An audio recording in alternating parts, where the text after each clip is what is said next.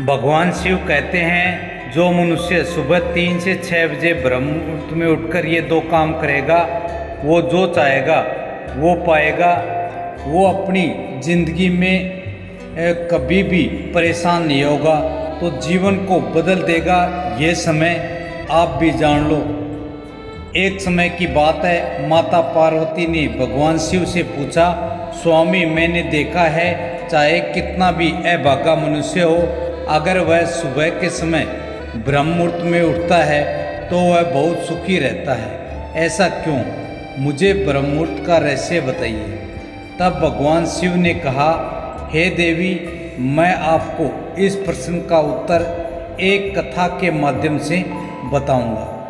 कृपया आप इस कथा को ध्यानपूर्वक सुनना और जो भी मनुष्य इस कथा को पूरा सुनेगा वह कभी भी इस अवसर को अपने हाथ से नहीं जाने देगा।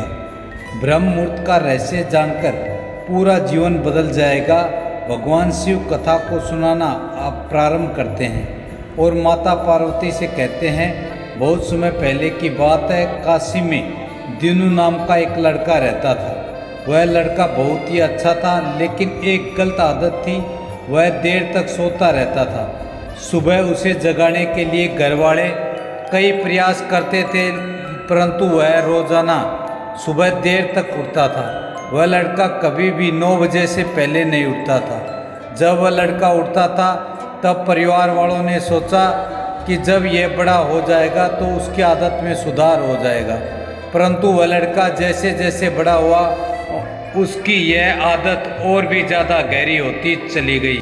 दुनिया इधर से उधर हो सकती थी, लेकिन वह लड़का कभी भी जल्दी नहीं उठ पाता था। उसके पिता उसकी इस आदत से बहुत ज़्यादा परेशान रहने लगा था। उस लड़के को ढेरों नकारात्मक शक्तियों ने घेर लिया था। वह सभी को पलटकर जवाब देता था और दिन भर उदास रहता था। इसका असर उसके स्वास्थ्य पर भी पड़ रहा था। जब वह लड़के को ये पता लगा कि उसके सारे मित्र सफलता को प्राप्त कर चुके हैं, तब वह और भी ज़्यादा चिंतित हो गया और ईश्वर को कोसने लगा। वह बार बार यही कहता कि मेरी किस्मत ही खराब है, परंतु उसके पिता अच्छी तरह से जानते थे कि उस लड़के के असफल होने के पीछे क्या कारण है। भगवान शिव ने कहा, हे देवी, फिर एक दिन की बात है, उसके पिता को किसी सन्यासी के बारे में पता चला। उसने तुरंत अपने बेटे की समस्या को लेकर उस सन्यासी के पास जाने का निर्णय लिया। सन्यासी को बेटे की आदतों के बारे में बताया और सन्यासी ने कहा कि कल आप अपने बेटे को इस आश्रम में आने को कहिए। फिर उस लड़के का पिता अपने घर की ओर चला गया। उसको पता था कि अगर वह सीधे तरीके से अपने बेटे को सन्यासी से मिलने के लिए कहेगा तो वह कभी तैयार नहीं होगा। उसने अपने बेटे को अपने पास बुलाया और कहा, तुम्हारे सारे मित्र जीवन में सफलता प्राप्त कर चुके हैं, क्या तुम सफल नहीं होना चाहते हो?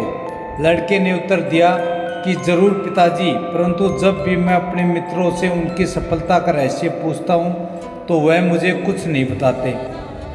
भगवान शिव ने आगे कहा कि हे देवी, फिर उसके पिता ने कहा कि मुझे ये रहस्य पता चल गया है, वह सभी क्यों सफल होते जा रहे हैं। तब उस लड़के ने बड़ी उत्सुकता से पूछा, क्या पता चल गया पिताजी, कृपया करके मुझे बताइए। उसके पिता ने कहा, कल सुबह तुम्हें एक सन्यासी के आश्रम में जाकर उनसे मिलना है। यदि तुम वहाँ पर समय से पहुँच गए तो वह सन्यासी तुम्हें ऐसा मंत्र बताएंगे जिससे तुम सफल हो जाओगे, परंतु एक समस्या है। लड़के ने कहा कि पिताजी, मैं कल पूरी रात जगता रहूँगा और सुबह सन्यासी से मिलकर आऊँगा। उसके पिता ने कहा, ठीक है, तुम वहाँ जाकर उस सन्यासी की आज्ञा को मानना। पिताजी की बात सुनकर वह लड़का बहुत अधिक खुश हुआ। जीवन में पहली बार रात्रि में वह जागता रहा, परंतु थोड़े ही समय में उसे नींद आ गई और वह सो गया। फिर अगली सुबह जब वो उठा तो उसे पता चला कि सन्यासी से मिलने का समय समाप्त हो चुका था। उसके पिता ने लड़के की ओर देखा और कहा कि तुम जीवन में कभी सफल नहीं हो पाओगे, जाओ और जाकर सो जाओ।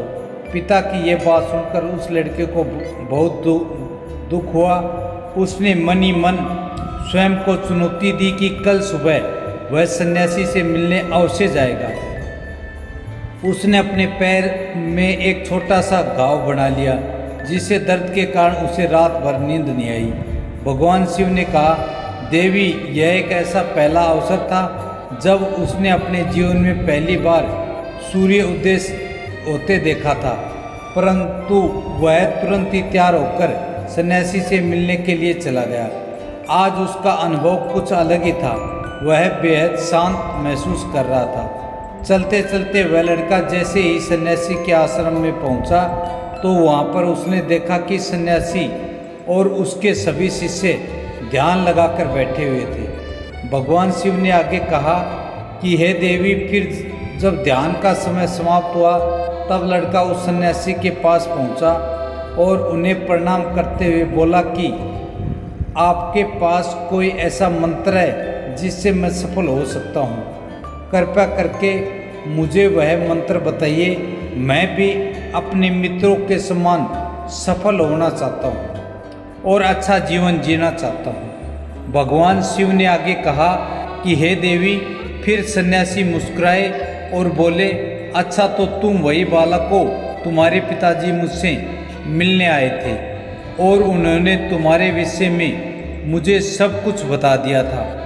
मैं तुम्हें वह मंत्र अवश्य बता देता, परंतु अब लड़के ने जैसे ही परंतु शब्द सुना तो लड़का घबरा गया। उसने पूछा, परंतु क्या गुरुदेव? तब सन्यासी बोला, मैं तुम्हें वह मंत्र बताऊंगा, परंतु अगले 21 दिन तक तुम्हें मेरी आज्ञा माननी होगी। मैं तुम्हें वह मंत्र 21 दिन के बाद बताऊंगा। तब तक मैं तुमसे जो भी कार्य कहूँगा तुम्हें वह करना होगा। यदि तुम असफल हुए या कार्य के बीच में तुम्हारा संकल्प टूट गया तो उस मंत्र का असर नहीं होगा। दृढ़ निश्चय के साथ उस लड़के ने कहा कि मुझे आपकी सारी आज्ञा स्वीकार है। मैं अगले 21 दिनों के लिए आपका दास हूँ। आप जो भी कहोगे मैं वही कार्य करूँगा। मुझे केवल और केवल उस मंत्र के बारे में जानना है। भगवान शिव ने कहा, हे देवी। फिर सन्यासी ने उस लड़के से कहा कि ठीक है, कल से तुम्हारा कार्य शुरू होगा। तुम इसी आश्रम में निवास करोगे। वह लड़का आश्रम में निवास करने के लिए तैयार हो गया। सन्यासी ने कहा कि यहाँ रहते हुए तुम्हें ब्रह्म मुहूर्त में उठना होगा और दूसरे शिष्यों की तरह ध्यान और तप करना होगा। साथ ही आश्रम के कार्यों में भी हाथ बटाना होगा। ध्यान रहे, यह संकल्प टूटना नहीं चाहिए। भगवान शिव ने आगे कहा, हे देवी। अब लड़का सन्यासी की बात से सहमत हो गया और अगले दिन से उसके कार्य के दिन की शुरुआत थी। इस बार उसने दृढ़ संकल्प किया, परंतु 1 सप्ताह बीतने के पश्चात ही उसका संकल्प टूट गया और वह 8वें दिन देर तक सोता रहा। जब वह नींद से जागा तो उसने कहा, मुझसे कितनी बड़ी भूल हो गई। वह रोते हुए सन्यासी के पास पहुंचा और कहने लगा, हे गुरुदेव, मेरा संकल्प टूट गया। मैं अब जीवन में कभी सफल नहीं हो पाऊंगा। सन्यासी ने उसे समझाते हुए कहा कि एक बार फिर से शुरुआत करो, फिर से संकल्प करो। फिर लड़के ने सन्यासी से पूछा कि सुबह उठना इतना आवश्यक क्यों होता है और यहाँ पर सभी लोग इतनी जल्दी क्यों उठ जाते हैं? आगे भगवान शिव ने कहा, हे देवी। तब सन्यासी ने लड़के को समझाते हुए कहा, सुबह यानी ब्रह्म मुहूर्त में उठने के पीछे बहुत बड़ा विज्ञान छुपा हुआ है। लड़के ने कहा कि कृपया मुझे वह विज्ञान बताने की कृपा करें। सन्यासी ने कहा कि रात्रि को 4 पहर में बांटा गया है। पहला रुद्रकाल, जिसका समय सुबह शाम 6 बजे से लेकर 9 बजे तक होता है। दूसरा राक्षस काल, जिसका समय रात्रि 9 बजे से रात्रि 12 बजे तक होता है। तीसरा गंधर्व काल, जिसका समय रात्रि 12 बजे से सुबह 3 बजे तक होता है।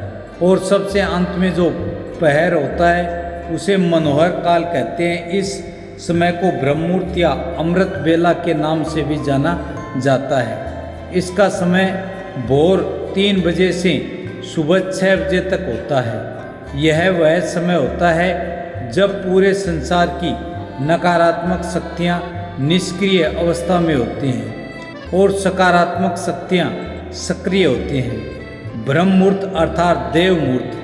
ब्रह्म मुहूर्त का अर्थ देवताओं का समय होता है। भगवान शिव ने कहा, हे देवी, वह सन्यासी आगे कहता है, इस समय देवता धरती पर विचरण कर रहे होते हैं और जागृत मनुष्य पर उनका बड़ा ही सकारात्मक प्रभाव पड़ता है। ब्रह्म मुहूर्त ऐसा समय होता है जिसमें मनुष्य का मस्तिष्क बिल्कुल खाली होता है, जिसमें किसी प्रकार के कोई विचार नहीं होते हैं। और जब इस समय व्यक्ति अपनी पुस्तक खोलकर पाठ का अध्ययन करते हैं तो उन्हें सब कुछ जल्दी जल्दी याद भी होता है और यह लंबे समय तक याद रहता है। यह ऐसा समय है जिसमें हम ज्ञान को समझने का प्रयास करते हैं। इस कारण आश्रम के सभी शिष्य और संसार में बहुत से ज्ञानी लोग ब्रह्म मुहूर्त में ही उठ जाते हैं। प्राचीन काल में रोशनी का कोई स्रोत न होने के कारण लोग अपने दिन का समापन सूर्यास्त के साथ और आरंभ सूर्योदय के साथ करते थे। यह एक तरीका है जिसमें मानव जीवन प्रकृति के साथ तालमेल बनाकर चलता है। भगवान शिव ने कहा, हे देवी, फिर उस लड़के ने कहा कि ठीक है, मैं कल से अपना संकल्प फिर से शुरू करता हूँ, परंतु ब्रह्म मुहूर्त में उठकर मुझे क्या क्या करना चाहिए। तब सन्यासी ने कहा कि ठीक है, मैं तुम्हें बताता हूँ कि ब्रह्म मुहूर्त में क्या करना चाहिए और कैसे करना चाहिए। सबसे पहले उठकर धरती माता पर पाँव रखने से पहले धरती माता को प्रणाम करना चाहिए और अपनी दोनों हथेलियाँ को देखना चाहिए और ईश्वर को धन्यवाद देना चाहिए कि उन्होंने तुम्हें आज का सूर्योदय देखने का अवसर दिया। इसके बाद नित्य क्रम और स्नान करने से शरीर की ही नहीं बल्कि मन की शुद्धता भी बढ़ती है। स्नान करने के पश्चात ध्यान की प्रक्रिया होती है। ब्रह्म मुहूर्त में ध्यान की अवधि 21 दिन तक होती है। इस विधि का उपयोग तब किया जाता है जब आप अपनी कोई मनोकामना की पूर्ति चाहते हैं। यह ऐसा समय होता है जब व्यक्ति अपने आज्ञा चक्र को सक्रिय करने पर काम करते हैं। भगवान शिव ने कहा, हे देवी, आगे वह सन्यासी कहता है, आज्ञा चक्र दोनों भौहों के बीच होता है। यह संकल्प का स्थान भी कहा जाता है। अगर इस चक्र पर ध्यान केंद्रित किया जाए और अपनी मनोकामना को बार बार दोहराया जाए तो मात्र 21 दिन के भीतर वह मनोकामना पूर्ण हो जाती है। अगर आपके मन में कोई अधूरी मनोकामना है और आप उसे पूरी करना चाहते हैं, तब उसे सबसे पहले उस मनोकामना का स्पष्टीकरण कर लें। आपको क्या चाहिए यह निर्णय अवश्य कर लें। इसके बाद ध्यान की विधि को शुरू करें। ब्रह्म मुहूर्त में स्नान के बाद एक ऐसा स्थान चुनें जहाँ पर वायु का प्रवेश हो। ध्यान में शुद्ध प्राणवायु का होना बहुत ही आवश्यक होता है। ध्यान की मुद्रा में रीढ़ की हड्डी सीधी होनी चाहिए, साथ ही गर्दन भी सीधी होनी चाहिए। सुखासन की अवस्था में दोनों हाथों को घुटनों पर रखकर आंखें बंद करके बैठ जाएं। हाथों की मुट्ठी को बंद कर लें और 2-3 मिनट तक बिल्कुल शांत हो जाएं। जब आपका शरीर स्थिर हो जाए और श्वास भी शांत हो जाए, तब उसके बाद अपना सारा ध्यान आज्ञा चक्र पर लगाएं। इस दौरान लंबी गहरी सांस लें और सांस को रोक कर रखें। इस समय आप अपनी इच्छा को मन ही मन दोहराएं और अपने मन से इष्ट देव और देवताओं और गुरुजनों का चिंतन करें। भगवान शिव ने कहा, हे देवी, उस सन्यासी ने कहा, जब सांस को रोकना कठिन हो जाए तब धीरे धीरे सांस को बाहर की ओर छोड़ो। सांस को नाक में भरें और मुख से बाहर छोड़ें। इस प्रक्रिया को 3 से 4 बार प्रतिदिन दोहराएं। ऐसा प्रतिदिन करने से आपकी जो मनोकामना है वह अवचेतन मन तक अवश्य पहुंच जाएगी और इच्छा पूर्ति जल्द होगी। आज्ञा चक्र सक्रिय होता है और हमारी आज्ञा को पूरा करता है। सांस को रोक कर रखने के दौरान शरीर में आपातकाल की स्थिति हो जाती है, जिससे कि आप बेकार की बातें सोचने और विचार करने से बचते हैं। ब्रह्म मुहूर्त के समय ईश्वर की विशेष कृपा होती है और कोई भी व्यक्ति अपनी मनोकामना को इस समय दोहराता है तो उसकी इच्छा जल्द से जल्द पूरी होती है। भगवान शिव ने आगे कहा, हे देवी, इस प्रकार सन्यासी ने उस लड़के को ब्रह्म मुहूर्त का महत्व बताया। अगले 21 दिनों तक उस लड़के ने बड़े ही मन के साथ इस प्रक्रिया को अपनाया। अब वह बहुत ही ज़्यादा अनुशासित और शांत स्वभाव का बन चुका था। उस लड़के ने जैसे ही अपना संकल्प पूरा कर लिया, उसके बाद वह लड़का बड़े ही प्रसन्न भाव से सन्यासी के पास पहुंचा और कहने लगा, हे गुरुदेव, मैंने 21 दिनों का संकल्प पूरा कर लिया। अब कृपया मुझे सफल होने का मंत्र बताइए। तब सन्यासी उस लड़के से मुस्कुराते हुए कहा कि पिछले 21 दिनों से जो अभ्यास तुम करते हुए आ रहे हो वही तुम्हारी सफलता का मंत्र है। जो व्यक्ति ब्रह्म मुहूर्त में उठकर ध्यान प्रक्रिया को सही से करते हैं वह जीवन में कभी असफल नहीं हो सकते। तुम्हें ब्रह्म मुहूर्त का रहस्य पता चल चुका है, अब तुम इसे जीवन पर्यंत करो। तुम्हें जीवन के लक्ष्य और सफलता दोनों प्राप्त होंगे। उस लड़के ने सन्यासी को धन्यवाद दिया और ब्रह्म मुहूर्त के नियमों का पालन जीवन पर्यंत तक करने का वादा भी किया। भगवान शिव ने आगे कहा, हे देवी, अब तो आपको पता चल गया होगा कि ब्रह्म मुहूर्त क्या होता है। तब माता पार्वती ने कहा, हे स्वामी, अब मुझे ब्रह्म मुहूर्त का संपूर्ण ज्ञान हो गया है।